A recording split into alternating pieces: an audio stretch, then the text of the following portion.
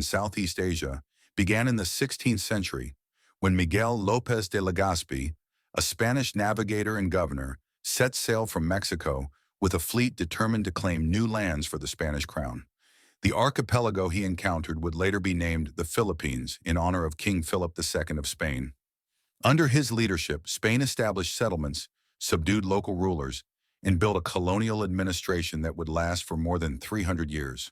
For Spain, the Philippines became a vital colony, serving as a bridge between the Spanish territories in Latin America and the lucrative trade routes of Asia. The Manila-Acapulco galleon trade flourished, with ships carrying Chinese silk, spices, porcelain, and other exotic goods across the Pacific to Mexico. These goods were then transported to Spain, generating immense wealth for Spanish merchants. However, the colony's dependence on this trade also meant that Spain's economic stability in the region was fragile, as it relied on external commerce rather than local industries. Despite the economic success of the colony, Spanish rule in the Philippines was marked by oppression, forced labor, and heavy taxation.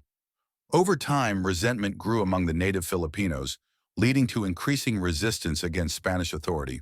By the late 19th century, the seeds of revolution had been sown, largely influenced by intellectuals like José Rizal, a Filipino nationalist whose writings exposed the injustices of Spanish rule.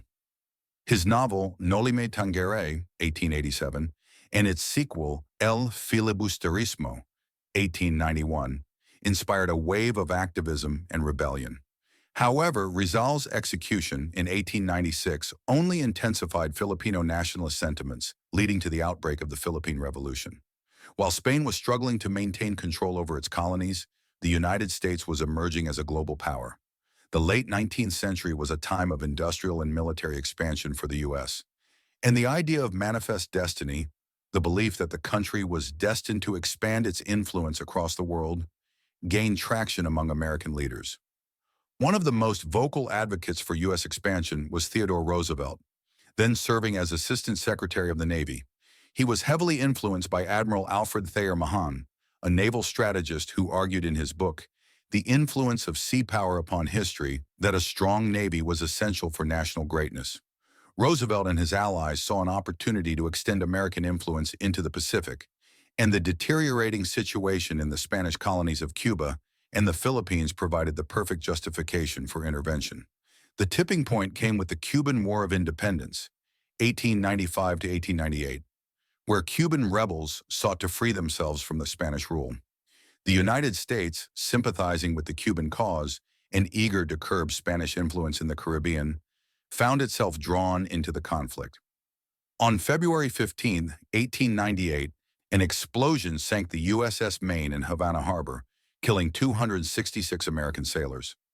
Although the exact cause of the explosion remains debated, the U.S. blamed Spain, and war was inevitable.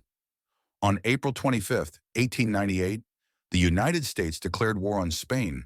While Cuba was the primary focus, U.S. leaders saw an opportunity to strike Spain's Pacific territories, particularly the Philippines. On May 1, 1898, U.S. forces under Commodore George Dewey launched a surprise attack on the Spanish fleet anchored in Manila Bay. The Spanish squadron, commanded by Admiral Patricio Montojo, was vastly outmatched by the modernized U.S. Navy. In just a few hours, Dewey's fleet annihilated the Spanish forces, marking a decisive victory for the United States.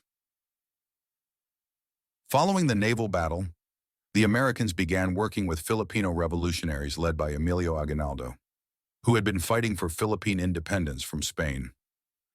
Together, they launched attacks on Spanish garrisons, gradually weakening Spanish control. By August 13, 1898, Manila fell to the U.S. in what became known as the Mock Battle of Manila, a staged conflict between Spain and the United States, to prevent Filipino forces from taking control of the city. Shortly after, on December 10, 1898, the Treaty of Paris was signed, officially ending the war. As part of the treaty, Spain ceded the Philippines, Guam, and Puerto Rico to the United States for $20 million. For Spain, the defeat marked the end of its colonial empire. The once mighty Spanish Empire, which had stretched across the Americas, Africa, and Asia, was now reduced to a fraction of its former self. Domestically, the loss of the Philippines and other territories led to political turmoil, economic hardship, and a period of national introspection known as the Generation of '98. For the United States, victory in the Spanish-American War signaled the beginning of its rise as a global power. The acquisition of the Philippines, in particular, provided the U.S. with a strategic foothold in Asia, enabling increased trade with China and other Pacific nations.